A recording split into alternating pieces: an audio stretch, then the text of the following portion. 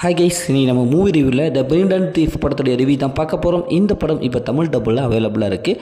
மறக்காமல் check out பண்ணி பாருங்கள். இந்த படம் ஒரு ஃபீல் குட் ட்ராமா மூவியாக வெளிவந்திருக்கு. இப்போ இந்த படத்துடைய கதையை பார்த்துடலாம்.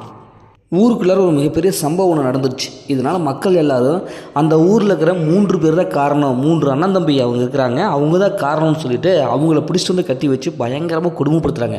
ஒரு சில பேர் இவங்களை சிலுவையில் அரைஞ்சிடலாம் அப்படின்னு சொல்லிட்டு அது மாதிரியான பணிகள் ஈடுபட்டிருக்காங்க. இப்போ இறுதியில் இதில் எப்படி இந்த 3 பேர் தப்பிக்கிறாங்க, இன்னொரு சில பேர் வந்து சிலுவையிலாம் அறைய வேண்டாம், அவங்கள விட்டுருங்க அப்படிங்கிறாங்க. இப்போ இவங்களோட லைஃப் என்னவோ மாறிச்சு, இறுதியில் என்ன ஆச்சு அப்படிங்கிறது தான் இந்த படத்துடைய கதை.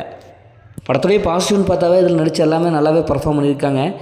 படத்தில் ஃபஸ்ட் ஸ்டாப்பில் ஓரளவுக்கு நல்லாயிருக்கு. இவங்க பண்ணுற அந்த சம்பவம் இவங்க தான் அப்படின்னு சொல்லிட்டு ஒரு குற்ற உணர்ச்சி இவங்க மேலே குற்றம் சாட்டும் போது அதை வந்து இவங்க எப்படி ஏற்றுக்கிறாங்க அப்படிங்கிற மாதிரி போகுது கதை. அது நல்லாவே வந்திருக்கு.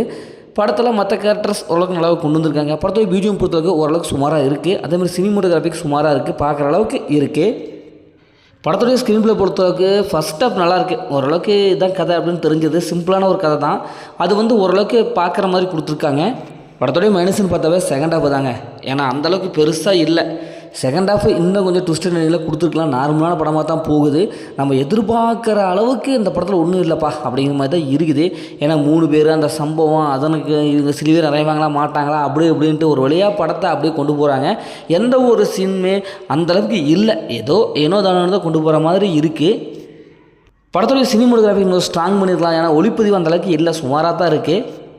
இந்த படத்தில் அந்த மாதிரி சீன்ஸில் இல்லை, ஃபேமிலியோட பார்க்கலாம். மொத்தமாக இந்த படம் எப்படி சூப்பராக இருக்குது, சுமாராக இருக்குன்னா இந்த படம் ஒரு பிலோ அவரேஜான மூவி தான் நான் உங்களுக்கு சொல்கிறேன். ஓகே, இதே மாதிரி அடுத்து ஒரு புதிய மூவி ரிவ்யூ சந்திப்போம்.